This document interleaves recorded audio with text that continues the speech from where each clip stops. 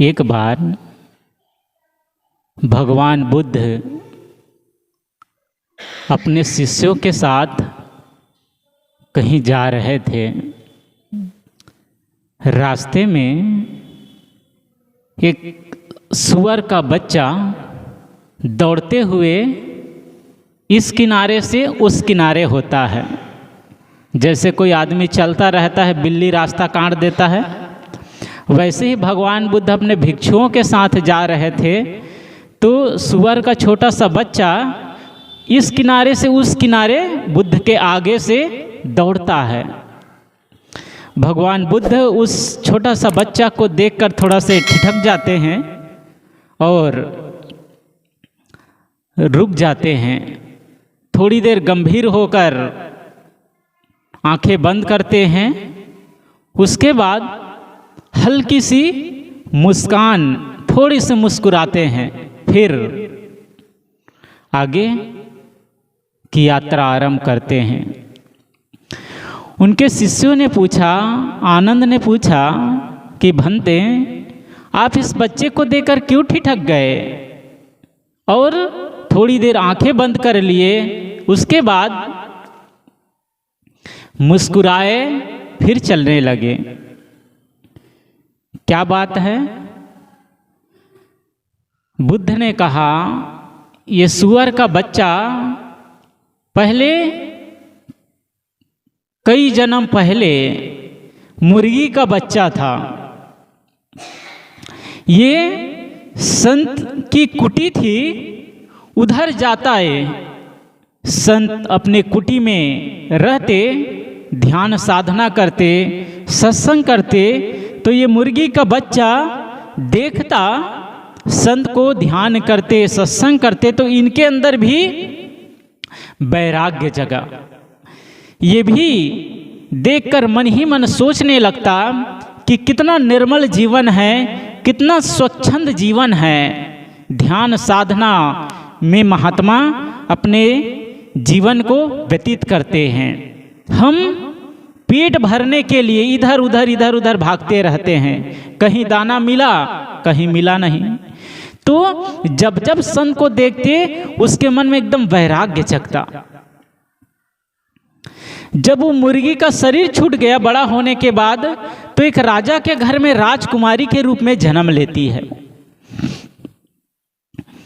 धीरे धीरे बड़ी होती है राजकुमारी। एक दिन कहीं जा रही थी तो सड़क किनारे कीचड़ था, उसमें बहुत सारे कीड़े तैर रहे थे। राजकुमारी उन कीड़ों को देखकर बहुत गंभीर होती है और वे भी मन ही मन सोचने लगती है कि ये कीड़े जिस प्रकार कीचड़ में आनंदित हो रहे हैं और मस्त खेल रहे हैं, ऐसे ही हम सब भी ये संसार में दुख के अलावा कुछ भी नहीं है, लेकिन इस संसार में सुख मानकर हम भजन करना छोड़ देते हैं, भक्ति करना छोड़ देते हैं, सत्संग करना छोड़ देते हैं और उसी में ही माया में ही मस्त होकर जिस प्रकार ये कीड़े आनंदित हो रहा है, खुशी से तैर रहा है, ऐसा ही हमारा जीवन भी इस कीड़े से कोई भिन्न नहीं है यदि हम भक्ति नहीं करते हैं। उसके अंदर में ज्ञान वैराग्य होता है। जब वो राजकुमारी का शरीर छूटता है तो उसके जो पुण्य संचय था उसकी वजह से उसको स्वर्ग की देवी के रूप में प्रकट होती है। वहां स्वर्ग में जब जाती है तो वहां के सुख सुविधा, ऐशो आराम, वहां की रमणीयता, वहां के ऐशो आराम को देखकर उसका मन उसी में ही रम जाता है और ध्यान साधना छोड़ देती है, भक्ति करना छोड़ देती है। ऋषियों ने क्या कहा? क्षीणे पुणे मृत्यु लोके। जब तक आपके पुण्य संचित रहेंगे तब तक ही स्वर्ग में आपका निवास हो सकता है। जैसे ही ये पुण्य क्षीण हुआ, आपको मृत्यु लोक में फिर से आना पड़ेगा। तो ये लोग स्वर्ग पाने की कामना करते हैं, ये स्वर्ग भी बहुत कारगर नहीं है, बहुत काम लायक नहीं है। जब तक आपके जेब में पैसा है तब तक आप तीर्थाटन करिए, घूमिए फिरिए, पैसा जेब का खत्म हो गया फिर घर में आके बैठ जाइए। ऐसे ही ये स्वर्ग की भी बात है कि लोग स्वर्ग की इतने वर्णन करते हैं, ऐसे मनोरम वर्णन करते हैं कि आदमी बिना देखे और आदमी की कल्पना सुन सुनकर ही उसको स्वर्ग जाने की तमन्ना जग जाती है। पिछले साल हम लोग नेपाल गए थे, तो जिस घर में हम लोगों का निवास था वे लोग रामपाल से जुड़े हुए थे। रामपाल लोग जानते होंगे, रामपाल महाराज। तो उनके शिष्य लोग एक जगह सत्संग था, वो तो है जेल में, उनके शिष्य लोग कहीं कहीं जाकर जहाँ बुलावा होता है सत्संग करते हैं। तो उनके शिष्य लोग का कहीं सत्संग था, तो वो घर वाले वहीं से जुड़े थे। तो अपने गांव के लोगों को 8-10 लोगों को बुलाए, अमुक तिथि को अमुक जगह सत्संग है, हम लोग जा रहे हैं, तुम लोग भी चलोगे? लोगों ने कहा वहाँ क्या मिलेगा? तो वहाँ कहते हैं कि एक लाइन में पूरा बुनिया बुनिया रहता है, जितना बुनिया खाइए, एक लाइन पूरा पूड़ी पूड़ी रहता है। ऐसे वहाँ सारी सुख सुविधा रहती है। एक लाइन में जाइए तो पूरा भाते भात, एक लाइन में जाए तो पूरा कढ़ी कढ़ी, और कई प्रकार के सब्जियां बनी रहती है। हम लोग उन लोगों की मीटिंग को देखकर सुनते हुए मन में थोड़ा हंसी भी आई। ये भोले भाले लोग हैं, ये कढ़ी और बुनिया और इसी के लोभ में वो सत्संग सुनने के लिए जाएंगे। अब कुछ ज्ञान की बातें बताते, कुछ ध्यान की बातें बताते तो अच्छा होता। तो जब तक आधा एक घंटा उन आदमी स्वर्ग की कल्पना करता है, स्वर्ग में ये मिलेगा वो मिलेगा, तो आदमी जो इस जीवन में दुख पा रहा है उसको बड़ा मन को आकर्षण करता है कि वहाँ जाकर कोई वहाँ कष्ट नहीं, सारी सुख सुविधा ऐसो आराम हो, वहाँ ये मिलेगा वो मिलेगा, ऐसे शास्त्रों में वर्णन है। तो वो राजकुमारी का जब शरीर छूटा, स्वर्ग में गई और स्वर्ग में जाते ही ध्यान साधना छोड़ दी, भक्ति करना छोड़ दी। तो संतों ने कहा क्षीणे पुण्य मृत्यु लोके, जब तक उसके पुण्य था तब तक वो स्वर्ग में रही, उसके बाद वे ये सुअर की योनि में आ गई। और यही सुअर का जो बच्चा है उसको देखकर इसीलिए मैंने ठिठक गया, थोड़ी आंखें बंद कर ली और थोड़ी इस आवागमन के चक्र को देखकर मेरे होठों में थोड़ी मुस्कान आई कि कैसा ये आवागमन का चक्र, आदमी यात्रा कहाँ से शुरू करता है और कहाँ पहुंचकर अपनी यात्रा ही भूल जाता है। जैसे कोई आदमी रात भर कहीं जाने की तैयारी करे, सारे सामान कपड़े अपने बैग में भर ले, सुबह होते उसको याद ही ना आए कि मुझे जाना कहाँ है, तो उसकी सारी तैयारी बेकार हो जाती है। एक आदमी ट्रेन से जा रहा था, टीटी आया, उन्होंने कहा कहाँ जाओगे, टिकट दिखाओ। वह आदमी अपनी जेबें खोजने लगा, टिकट कहाँ रख दिए कहाँ रख दिए, ऊपर जेब में खोजता है टिकट नहीं है, नीचे जेब में खोजता है टिकट नहीं है। टीटी ने कहा तुम थोड़ा भले आदमी लगते हो, तुम बता दो कहाँ जा रहे हो तो मैं टिकट बना दूंगा। उस आदमी ने गुस्साते हुए कहा इसीलिए तो मैं टिकट खोज रहा हूं कि मुझे जाना कहाँ ये भी मुझे पता नहीं। ऐसा आदमी जो यात्रा तो कर रहा है लेकिन जाना कहाँ है यह भी पता नहीं है। संत जन कहते हैं जीवन में सुख सुविधा होनी चाहिए, जीवन में साधन होने चाहिए, लेकिन साधन ही साध्य न बन जाए कि आदमी ध्यान साधना करना छोड़ दे, भक्ति करना छोड़ दे, तो उसकी वैसे ही गति होगी जो पुण्य जब तक था तब तक वो देवी के रूप में स्वर्ग में रही, और जैसे ही उसके पुण्य क्षीण हुए सुअर के योनि में आ गए, पशु के योनि में आ गए। सुविधाएं हमारे शरीर के लिए हैं, साधना हमारी अंतरात्मा के लिए है, हमारे मन के लिए है। साधन शरीर को सुंदर बनाता है, साधना मन को सुंदर बनाता है। शरीर में कीमती वस्त्र ना हो, अच्छे जूते ना हो, अच्छे हमारे खाने पीने की क्वालिटी ना हो, कोई दिक्कत नहीं।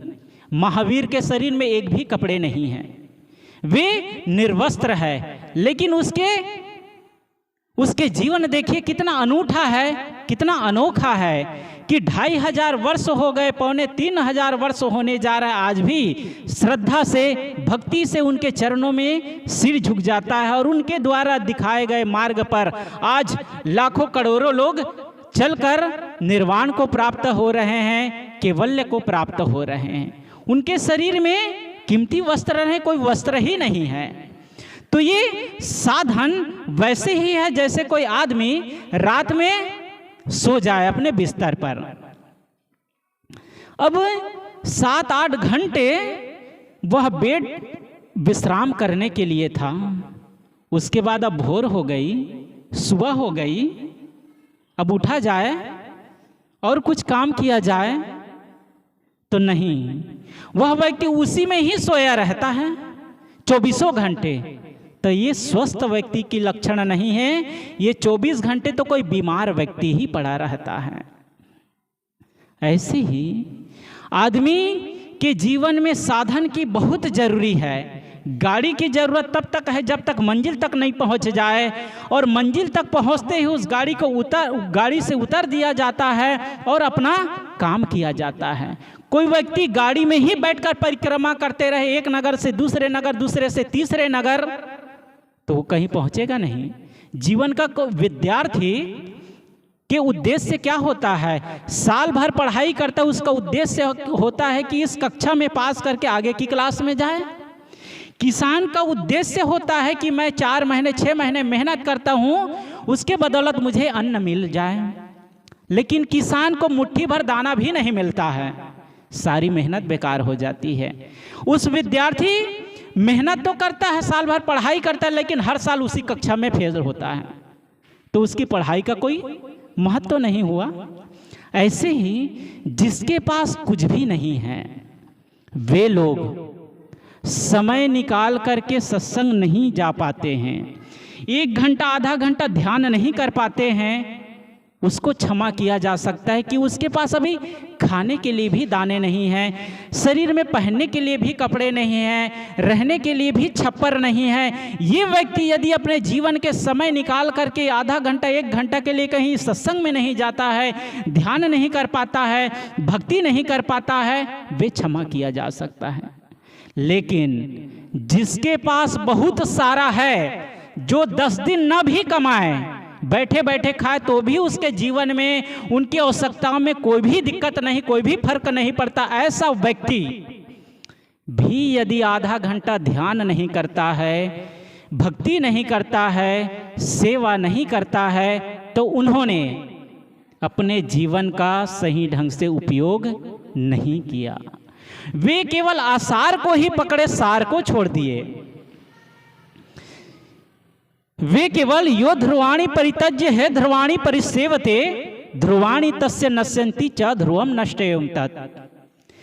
कहते हैं जो व्यक्ति आसार को छोड़कर, जो व्यक्ति सार को छोड़कर आसार को पकड़ लेता है, जो व्यक्ति छिलका को ही बटोरता है और दाना उसके हाथ में आता ही नहीं, सदगुरु संत जन कहते हैं आसार है वे अपने आप छूट जाएगा और सार को उन्होंने पहले ही छोड़ दिया। जो आत्मा है, जो हमें भीतर की ओर ले जाता है, जो हमें गहराई की ओर ले जाता है, उसका उसे ध्यान ही नहीं है, उसका उसे बोध ही नहीं है।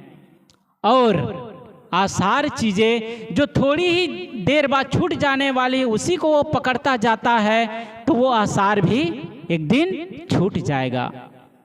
जो अभिनेता लोग हैं, बड़े बड़े नेता लोग हैं, उन लोगों के पास क्या है? उन लोगों के पास इतने साधन हैं कि कहना ही क्या। साधन की चीजें बहुत ऐसो आराम की जिंदगी है, दुनिया वाले देखते हैं, लेकिन वे यदि ध्यान नहीं करते हैं, वे यदि सत्संग नहीं करते हैं, तो इतनी सुविधा, इतना साधन होकर भी उसका कोई मूल्य नहीं है। हम कमाते इसीलिए हैं कि पेट भर जाए, शरीर में अच्छे कपड़े हो जाएं, रहने के लिए जगह हो जाए, बाल बच्चे हैं उसका अच्छा कैरियर हो जाए, अच्छा से पढ़ लिख ले, शादी ब्याह हो गई, ठौर ठिकाना उसका लग गया, अपने ससुराल चली गई, बेटा है तो उसके शादी हो गई, बहू आ गई। अब अपना कर्तव्य क्या है? ये जो इतना कमा रहे हैं इसका उद्देश्य क्या है? भोजन किए, शरीर तृप्त हो गया, कपड़े पहन लिए, शरीर ढक गया, मकान बन गया, एक छाया मिल गई। अब इसके आगे क्या है? इसके आगे और कुछ है कि नहीं? इसके आगे वाले और पायदान हैं, वह साधना की। ये साधन की चीजें तो थोड़ा नीचे की सीढ़ी है, उसके ऊपर है साधना। यदि इसी सीढ़ी पर ही आदमी बैठा रह जाए तो आगे की सीढ़ी जो साधना है वो अपनी मंजिल है, वहाँ कैसे पहुँचेगा? आदमी सुख सुविधाओं में वैसा ही भूल जाता है जैसा एक राजा ने एक बार नगर में अनाउंसमेंट कर दिया कि जो व्यक्ति कल सुबह सबसे पहले मेरे राज दरबार पर पहुंचेगा उसको मैं इस राज्य का मालिक बना दूंगा। मेरा कोई वारिस नहीं है, मेरी कोई संतान नहीं और मैं बूढ़ा हो चला हूँ, मुझे अपने उत्तराधिकारी की जरूरत है। जो व्यक्ति कल सबसे पहले सुबह मेरे महल तक आएगा उसको मैं अपना पूरा राज्य दे दूंगा, मैं उसको इस राज्य का उत्तराधिकारी बना दूंगा। राजा घोषणा कर दिया, पूरे नगर में सब प्रजा बहुत आनंदित है, बहुत खुश है कि हम जाएंगे तो हमें उत्तराधिकारी, सारे राज्य का हम मालिक बन जाएंगे। लेकिन राजा ने सब मंत्रियों को आदेश दे दिया कि रात में ही जिस रास्ते से होकर लोग मेरे राज्य तक आए उस रास्ते को इतने अच्छे से सजा दिया जाए, वहाँ इतना ऐसे ऐसे दृश्य लगा दिया जाए, इतने मिठाइयाँ, जेवर और क्या क्या सब पूरे दृश्यों से सजा दे कि लोग आए तो उसको भी, उसकी नज़र भी उधर पड़े। लोग सुबह होकर बहुत लोग चले कि हम सबसे पहले पहुंच जाए, लेकिन रास्ते में इतनी सजावट थी, इतने गहमा गहमी थी, इतने खाने पीने की सुविधाएं, पहनने ओढ़ने की चीज़ें और भी ऐसे कीमती कीमती चीज़ों से उस रास्ते को सजा दिया गया। लोग चले, देखिए उन दृश्यों को, मेला लगा हुआ है तो मेला को देखने लगे, चीज़ों को देखने लगे, खाना पीना खाने लगे, उसी में ही भूल गए। इतने लोग जो चले थे, लाखों लोग, कोई भी नहीं पहुंचा। एक व्यक्ति पहुंचा, सिर्फ एक व्यक्ति पहुंचा जो कहीं नहीं देखे, वही सीधे रास्ते चलते रहे और सबसे पहले राजा के महल तक पहुंचे। राजा दूसरे दिन उसके स्वागत में बहुत बड़ा आयोजन करता है, बहुत बड़ा नृत्य रखता है और उस आदमी को स्टेज पर लाता है और खड़ा करता है कि यही मेरे राज्य का उत्तराधिकारी होगा, क्योंकि यही सबसे पहले आया था। सब माथा पकड़ के रोने लगा कि हम तो चले थे वहीं के लिए, लेकिन रास्ते में ही खो गए, रास्ते में ही भूल गए, दृश्यों को देखने में ही हमें याद भी नहीं रहा कि हम चले कहाँ के लिए है। ऐसी ही हमारी भी दशा है, हम चले कहाँ के लिए है ये हमें पता ही नहीं है। हम चले हैं मुक्ति रूपी मंजिल तक पहुंचने के लिए, ये साधन हैं, ये उपयोग के लिए है, जीवन बसर के लिए है, इनका अंतिम उद्देश्य है हमारा आत्मकल्याण, मुक्ति। यदि वहाँ तक आदमी नहीं पहुँच पाता है तो फिर उन्होंने अपने जीवन को सही ढंग से जिया नहीं। कल मैं मार्केट गया था तो एक दुकान में ऐसे कुछ सामान लेना था, तो थोड़ी देर रुका तो उन्होंने कहा, बाबा आपके यहाँ भंडारा कब है? तो मैं कहा 16, 17, 18 मार्च को है भंडारा, आप लोग भी आइए। तो हाँ बाबा सोचते तो हैं, लेकिन सदगुरु कबीर ने कहा है ना, नर के संग सुआ हरि बोले, हरि प्रताप न जाने। वो आदमी कह रहा था, बाबा कौन क्या लेकर आया है और क्या लेकर जाएगा, सब खाली हाथ आए हैं और खाली हाथ जाना है। संतों को देखकर उसको याद आता है कि बाबा लोग यही कहते हैं कि खाली हाथ आए हैं और खाली हाथ जाना है। सदगुरु कबीर कहते हैं, नर के संग सुआ हरि बोले। आदमी की संगत पाकर सुअर भी राम राम नाम राम बोलता है। जो कभी उड़ जाए जंगल में तो हरी सुरती नाने, वो कभी पिंजड़े से छूटकर यदि जंगल में उड़ गया तो फिर राम की उसको याद कभी नहीं आती। जब तक संत आपके पास खड़े हैं तब एकदम कहता है बाबा कौन साथ क्या लेकर आया है और क्या लेकर जाएगा। ये बोध उसको जिस दिन हो जाए तो उसका जीवन तो पूरा बदल जाएगा। पूजा पाठ करता होगा वही रेडीमेड, सुबह सुबह उठ लिए, थोड़ा चंदन टीका लगा दिए, घंटी बजा दिए, अगरबत्ती जला दिए, चल दिए दुकान के लिए। अब ऐसे रेडीमेड पूजा से आजकल कुछ भी नहीं होता। आजकल तो मार्केट में कभी जाओ तो पुजारी, दुकान वाले को, जो दुकान का मालिक, उसको भी अब फुर्सत नहीं है कि भगवान रखे वहाँ 2 फूल चढ़ा, उतना भी टाइम नहीं है। अब क्या रखें, पुजारी रखे हैं, वो आते हैं थोड़ा घंटी बजा देते हैं, 2 फूल चढ़ा देते हैं, अब महीने में उसको शायद कुछ पैसा देता होगा, कुछ पैसे दे देता है, बस हो गई पूजा पाठ रेडीमेड। अब रेडीमेड पूजा से कोई कल्याण होने वाला नहीं है। उसके लिए तो अपने जीवन के समय में से समय निकाल करके थोड़ा आधा 1 घंटा अपने जीवन के निर्माण के लिए समय लगाना पड़ेगा, तब कहीं जीवन सुधरता है। कोई किसान घर में ही बैठे बैठे कोई मंत्र जाप करे कि मेरे खेत में फसल लग जाए, अच्छी खेती हो जाए, तो उससे होने वाली नहीं। उस किसान को वहाँ जाकर मेहनत करना पड़ता है, तब कहीं उसको 4-6 महीना बाद उसको अन्न के दाने मिलते हैं, फसल मिलते हैं। इसी प्रकार आदमी यदि मन की शांति चाहता है, कल्याण चाहता है, तो उसको साधना के लिए समय देना पड़ेगा। सारे काम काज से निवृत्त होकर एक समय ऐसा निकाले जिसमें कोई काम ना करे, संसार का कुछ भी काम ना करे, केवल मन को देखे, केवल मन को समझे। आदमी कहता है मैं तो ध्यान करता हूँ। अभी हम लोग दमका गए थे सत्संग में, तो घर वाले कहता था बाबा मैं तो रोज सुबह सुबह 1.5 घंटा ध्यान करता हूँ। अब बात ही कर रहा है, हमारे सामने में ही पुड़िया फाड़ रहा है। हम कहा गजब हो गया, ध्यान करता है 1.5 घंटा, अभी तक पुड़िया नहीं छूटा है, और इतना भी इसको होश हवास नहीं कि सामने संत लोग से बात करे, कम से कम पुड़िया को तो छिपा कर रखे, उतना भी उसको होश नहीं है, और कहता है मैं तो 1.5 घंटा ध्यान करता हूँ। केवल कहने के लिए ही ध्यान है, केवल कहने के लिए ही पूजा है। जिस प्रकार आदमी पार्लर में जाकर अपने चेहरे को सुंदर बनाता है, ये बाहरी सौंदर्य है, ये घंटे 2 घंटे कुछ ही क्षण रहता है, लेकिन जिन्होंने सत्संग में जाकर मन को सुंदर बनाया उसका जीवन सुंदर हुआ। संतों ने, बुद्धों ने, महावीर ने, सदगुरु कबीर ने, मीरा ने, सबरी ने अपने मन को सुंदर बनाया, और जिसका मन सुंदर उसका जीवन सुंदर, और जिसका जीवन सुंदर हो गया तो वही मैंने कहा शरीर में कीमती वस्त्र न हो। सबरी कौन सी है? 10,000 आजकल तो माताएं लोग साड़ी खरीदने जाती तो कीमती कीमती साड़ी पहनती है। कीमती साड़ी पहनना कोई गुनाह नहीं है, कीमती भोजन करना कोई गुनाह नहीं है, अच्छे घर में रहना कोई गुनाह नहीं, बहुत अच्छा है, सुख सुविधा होनी चाहिए। नहीं दरिद्र सम दुख जग माही, संत मिलन सम सुख कछु नाही। गोस्वामी जी ने कहा, क्या कहा? नहीं दरिद्र सम दुख जग माही, दरिद्रता के समान कोई दुख नहीं है। संत मिलन सम सुख कछु नाही, और संत के मिलने के समान कोई दुनिया में सुख भी नहीं है। तो शरीर में कपड़े अच्छे होने चाहिए, साधन अच्छे होने, सब कुछ अच्छा होना चाहिए, लेकिन उसका उद्देश्य क्या होना चाहिए? इन साधनों का हम उपयोग कर रहे हैं, उसका अंतिम उद्देश्य क्या होना चाहिए?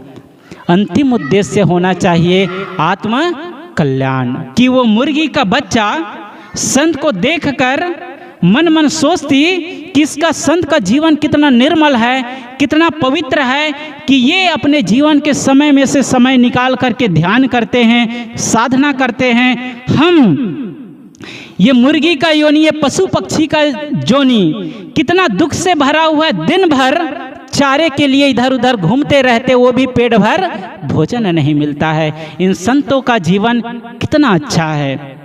उसके अंदर वैराग्य जगता गया तो राजकुमारी के रूप में जन्म लेती है। राजकुमारी होकर भी जब नाली के कीड़े को देखती है, उसके अंदर भी वैराग्य जगता है। जिस प्रकार ये कीड़े कीचड़ में तैर रहा है और आनंदित हो रहा है, वैसे ही हम ये संसार में आनंदित होते रहते हैं कि कुछ सुख मिल जाएगा।